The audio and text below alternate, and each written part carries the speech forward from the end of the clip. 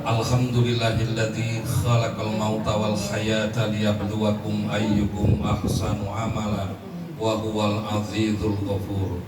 Asyhadu an la ilaha illallah wahdahu la syarikalah wa asyhadu anna Muhammadan abduhu wa rasuluh.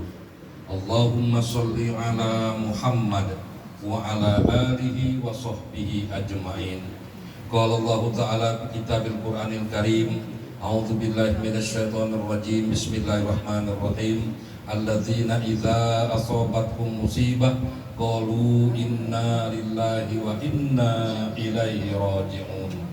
Yang saya hormati keluarga besar ahli musibah, yang saya hormati Pak RW, Pak RT yang sempat hadir, Bapak-bapak para tokoh agama, tokoh masyarakat, ulama, kiai, ustadz, para orang tua saya, guru-guru saya, ibu-ibu, jemaah sekalian yang insya Allah semuanya dimuliakan, dirahmati, diberkati oleh Allah Subhanahu wa Ta'ala. Dalam kondisi apapun juga kita senantiasa memanjatkan rasa puji dan syukur kita kehadirat Allah Subhanahu wa Ta'ala. Dan selaku umat Muhammad yang baik, tentunya selawat dan salam senantiasa kita sanjungkan ke hadapan junjungan kita Nabi besar Muhammad sallallahu alaihi wasallam. Ketika para sahabat mengabarkan kepada Rasulullah bahwa Abu Ja'far meninggal dunia, maka Rasul pun menyuruh para sahabat untuk melayat ke rumah keluarga Abu Ja'far dengan membawa apa yang dapat dibawa. Maka berdatanganlah para sahabat pada saat itu, dan memang kalau zaman Rasulullah SAW itu bertakziah ini tidak kenal waktu, yang sempat pagi-pagi, yang sempat siang-siang, yang sempat sore-sore, yang sempat malam-malam, terus mereka bergiliran datang. Tentunya kondisi kita berbeda dengan kondisi zaman Rasulullah. Yang jelas zaman Rasulullah dulu tidak ada pegawai negeri, jadi tidak terikat dengan waktu. Ditunjang dengan berbagai macam keterangan yang lain, maka ada ulama menyimpulkan bahwa bertakziah ini paling tidak ada dua tujuan pokok. Yang pertama, kita menghibur, meringankan beban, paling tidak beban rohani daripada keluarga ahli musibah. Dan yang kedua adalah pelajaran yang sangat berharga bagi kita yang masih hidup ini. Mari kedua masalah ini dalam beberapa menit ke depan kita bicarakan bersama. Hadirin, peristiwa yang menimpa almarhumah ini, peristiwa yang kita kenang malam hari ini, memang inilah akhir daripada sebuah perjalanan hidup manusia di atas dunia ini. Saya katakan di atas dunia karena perjalanan masih panjang. Maka itu agak keliru ketika ada orang upacara pelepasan jenazah, dia katakan kita antar ke peristirahatan yang terakhir. Kuburan bukan yang terakhir, perjalanan masih panjang. Tapi ini akhir daripada sebuah perjalanan di atas dunia ini. Adalah sesuatu yang tidak dapat kita tolak, adalah sesuatu yang tidak dapat kita hindari, adalah sesuatu yang tidak dapat kita lari daripadanya, adalah sesuatu yang pasti terjadi kepada kita kapan saja dan di mana saja. Baik yang dalam rumah maupun yang di bawah tenda, pada dasarnya hanya sekedar menunggu giliran saja.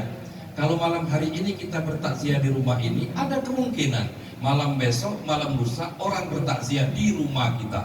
Sebab kita yakin dan percaya, jangankan diri kita, tapi alam ini berada dalam genggaman kekuasaan Allah. Bila Allah berkehendak, maka sesuatu itu pasti terjadi.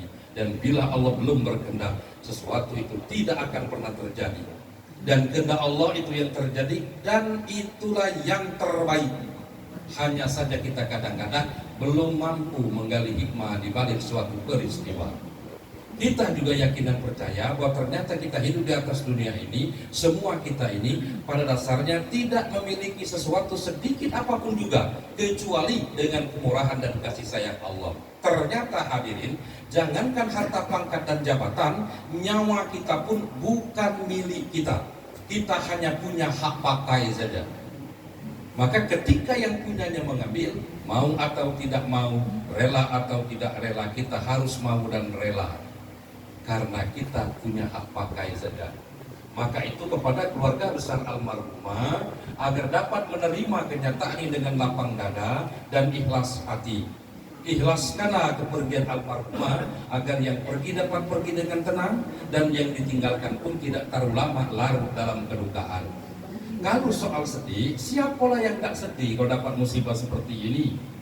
Siapa yang tak sedih kalau orang yang paling dia cintai meninggalkannya? Apalagi kalau yang meninggal ini orang tua. Sebab orang tua ini sentral tempat anak berkumpul. Kalau orang tua masih hidup, kalau lebaran kumpul anak-anak di rumah orang tua. Maka kalau zaman dulu tidak mau orang jual rumah orang tua, karena itu tonggak sejarah. Kalau ini hari tidak keluar lagi, rumah masih ditunggu oleh bapaknya, dijual oleh anaknya ini hari. Sedih. Sedih adalah sangat manusiawi sekali. Jangankan kita manusia biasa, Rasulullah SAW saja pada saat putra beliau Ibrahim meninggal dunia, sahabat melihat bahwa Rasul pun merasakan kesedihan. Bahkan Ali bin Abi Thalib itu sempat bertanya, karena Ali ini sahabat yang paling rasional. Kata Ali, ya Rasulullah, kenapa kau sedih? Apa kau tidak rela? Kata Ali. Ali kata Rasul, ini tanda aku sayang kepadanya. Maka kalau di tengah rumah ada jenazah, ada yang nangis, ada yang baca Quran, lajulah. Yang nangis baca Quran, nanti berhenti dewe itu nangis. Yang dilarang dalam agama bukan tidak boleh nangis, bukan tidak boleh sedih. Yang dilarang dalam agama, janganlah ketika dapat musibah berbuat, bertindak, berperilakuan seperti orang-orang jahiliyah. Atau dalam bahasa agamanya yang tidak boleh itu meratap, itu yang tidak boleh. Nangis sedih biasa. Justru kalau ada orang dapat musibah dengan ngakak ketawa, barangkali tidak waras lagi orang itu. Sedih adalah sangat manusiawi sekali. Hadirin yang kami hormati, kalau seseorang sudah pergi seperti almarhumah ini, bagi almarhumah habis segala urusan yang berhubungan dengan dunia ini. Almarhumah tidak perlu nak ke masjid lagi, tidak perlu nak ke pengajian lagi, tidak perlu nak ibadah lagi. Almarhumah istirahat total. Dia menikmati apa yang dulu sudah ia lakukan di atas dunia ini. Wa alaisalil insani ila masa'a. Manusia itu tidak mendapatkan apa-apa kecuali yang sudah ia lakukan. Namun bagi kita yang ditinggalkan, terutama bagi anak-anak keluarganya, bukan berarti tidak ada lagi yang dapat dilakukan tanda cinta. Masih ada, tapi memang sudah sangat terbatas sekali. Artinya kalau kita ini ingin berbuat baik dengan orang tua, dengan dulur, sanak, keluarga, tetangga, atau dengan siapa saja, yang paling banyak dapat dilakukan adalah ketika orang itu masih hidup. Nah itu, Bu, berbuat baik dengan laki mumpung masih hidup bila. Nah, ini kan kita kan sering keliru dalam masyarakat. Kadang orang tua kita masih sehat, masih pacak makan pindah, nggak boleh diurus oleh anaknya, padahal anaknya banyak. Uji wong sekayu, wong sekayu belum. Uji wong sekayu. Kalau wong tua punya anak selusin, sanggup dia ngurusi anak selusin itu. Tapi anak yang selusin itu belum tentu pacak ngurus kedua orang tuanya. Banyak orang yang anaknya banyak tapi orang tuanya memprihatinkan. Kalau wong tua berduit, anak jadi rajo. Tapi kalau anak berduit, jangan harap bapak jadi rajo. Kadang jadi kuli anaknya lagi ada. Kalau anak pinjam duit dengan orang tua, biasanya tidak pernah bayar. Tapi kalau orang tua pinjam dengan anaknya, lambat dikit ditagih oleh anaknya. Inilah orang tua.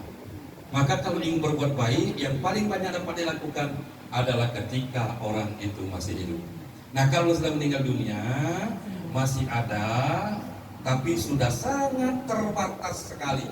Di antaranya saja disebutkan dalam hadis, izamat tablu adam qata ka'amalu min salasin sadaqatin jariyah au ilmu yantafa'u bi aw ladin sholiyat ula. Bila anak Anda meninggal dunia maka putus segala amal kecuali 3, amal jariyah, ilmu yang bermanfaat, anak yang soleh yang mendoakan.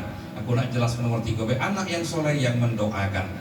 Rasulullah SAW tidak menyatakan doa anak kepada orang tuanya, tidak, tapi kata Rasul doa anak yang anak itu dapat predikat, dapat pangkat, dapat gelar soleh, yang dimungkinkan doa itu akan dijawab oleh Allah. Rasul tidak menyatakan doa anak yang sarjana, tidak. Doa anak yang S1, S2, walaupun S14 aman sholat lagi tak ada gunanya. Nah, aku agak kasar, cuma menak kasar tak tertib. Kan begitu? Gitu anak sarjana bangga luar biasa. Anak tak sholat tenang-tenang baik. Sekarang kita merenung sesaat, anak kita di rumah ada berapa? Kalau kita ingat, ada tak yang pacak doakan kita kira-kira? Kan gitu. Doa anak yang saleh. Saya yakin benar, almarhumah ini sudah berhasil membina, menempa, mendidik anak-anaknya menjadi orang yang soleh dan soleha, orang yang dekat dengan agama. Oleh karena itu kepada keluarganya, doakanlah almarhumah dalam berbagai macam kesempatan. Karena paling-paling itulah yang pacak lagi dilakukan. Nak ngejuknya makan lemak, nak pacak lagi. Nak belinya pakaian mahal, nak pacak lagi. Nak ngajak jalan-jalan ke Bali, Hongkong, nak pacak lagi. Kecuali dari doa-doa